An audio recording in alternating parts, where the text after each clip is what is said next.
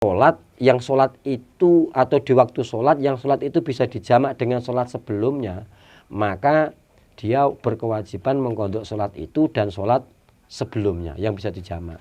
Berarti kalau di akhir sholat asar berarti dia wajib mengqadha asar itu dan zuhurnya.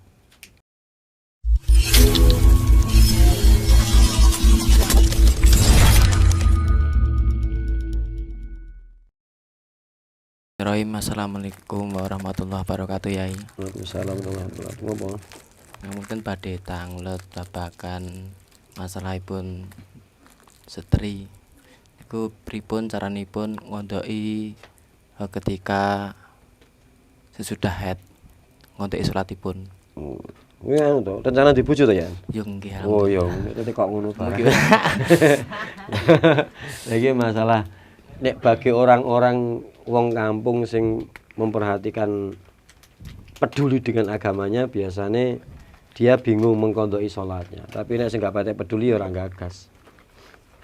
Jadi wong haid kuwi kan ada salat-salat sing nanti wajib diqadha. Nek pas haidnya ku aturane kabeh wis seru. Kabeh seru ngodoni haid gak oleh. Pas haid diqadha salatnya malah gak oleh. Tapi bagi ketika dia dalam kondisi haid itu, ada beberapa sholat yang ditinggalkan yang dia itu wajib mengqadha sholatnya. Pertama ketika datang haid. Ketika haid datang itu ada misalnya kalau ketika datang haid setelah masuk waktu sholat dan dia belum mengerjakan sholat, kemudian haid keluar, maka dia wajib mengqadha sholatnya dengan catatan kalau masuknya waktu sholat dan datangnya haid bagi orang normal itu cukup untuk mengerjakan sholat tersebut. Misal contoh, misalnya sholat duhur. Sholat duhur misalnya masuk waktu duhur jam 12 pas misalnya. Terus sholat duhur patang rakaat ya umumnya. Umumnya. Lah kira-kira patang rakaat itu cukup butuh waktu berapa menit? Misalnya 5 menit cukup ya? Cukup misalnya. Ini bagi orang normal. Kok misalnya jam 12 lebih 5 menit dia seorang perempuan ini belum mengerjakan sholat duhur, kemudian keluar haid, maka nanti ketika dia sudah suci, maka duhur ini wajib diqadha. Tapi nek waktu itu enggak cukup untuk mengerjakan sholat duhur, misalnya jam 12 masuk waktu duhur, baru 1 menit kemudian keluar darah haid. 1 menit nggih sholat duhur misalnya agak cukup, berarti dia enggak wajib mengqadha. Itu masalah datangnya haid. Orang yang normal, yang enggak normal maksudnya piye? Orang yang enggak normal dalam istilah fikih disebut daimul hadas. Orang yang selalu berhadas. Kaya to wong istihadah, wong beser. Nek untuk orang yang berhadas, orang yang daimul hadas, selalu berhadas, maka wajib mengqadha salatnya kalau antara masuk waktu dan datangnya haid itu cukup untuk bersuci, menutup aurat, dan mengerjakan sholat itu. Kok sampai waktu itu cukup untuk mengerjakan itu, dia belum sholat, maka nanti sholat ini wajib diqadha. Kemudian yang kedua, setelah pembahasan yang wajib diqadha masalah haid, ketika haid itu berhenti, itu yang diqadha mana? Pertama gini, misalnya orang itu berhenti haid di waktu asar. Di waktu asar, misalnya jam 3 masuk waktu asar, dia jam 3 lebih 1/4 misalnya, darah dicek sudah berhenti. Maka kemudian dia cepat mandi dan sholat asar. Sholat asar adaan, bukan qadha, wong tenjek cukup. Tapi selain dia wajib mengqadha sholat asar, dia juga wajib mengqadha sholat duhurnya. Atau misalnya berhenti haidnya itu di akhir waktu asar.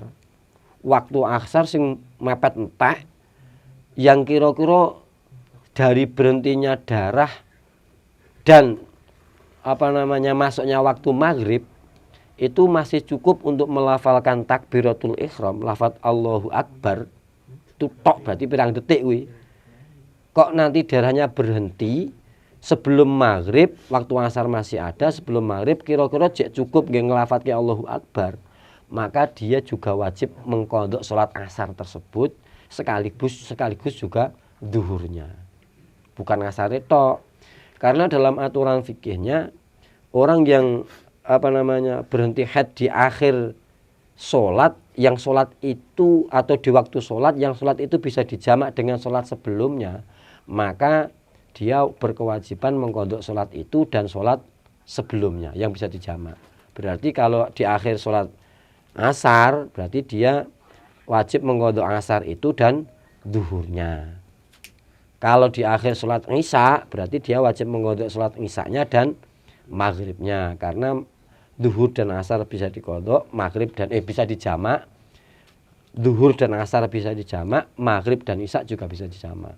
Nek berhenti haidnya itu di akhir waktu maghrib, maghrib atau subuh atau di akhir waktu zuhur, maka dia cukup mengqadha sholat itu tok, tidak sholat sebelumnya. Karena antara sholat itu dan sholat sebelumnya tidak bisa diqadha. Kira-kira begitu. Maka baiknya seorang perempuan itu punya kalender khusus, catatan untuk mencatat kapan haid itu datang, kapan haid itu berhenti. Itu harus punya catatan sendiri, catatan pribadi, ben gak keliru. Nek masalah detail masalah haidnya itu harus mengkaji khusus masalah haid sendiri. Nek ming sak jam gak bisa mewakili. Saya kira begitu nggih. Wis ngono. Wis malah. Bismillah. Bismillah. Kalian seger ya.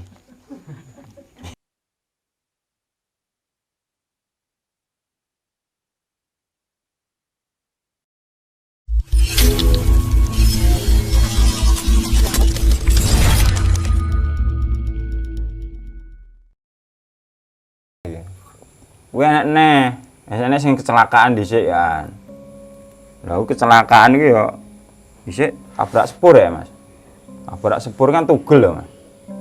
Wong endi Mas kuwi? Wah, kayak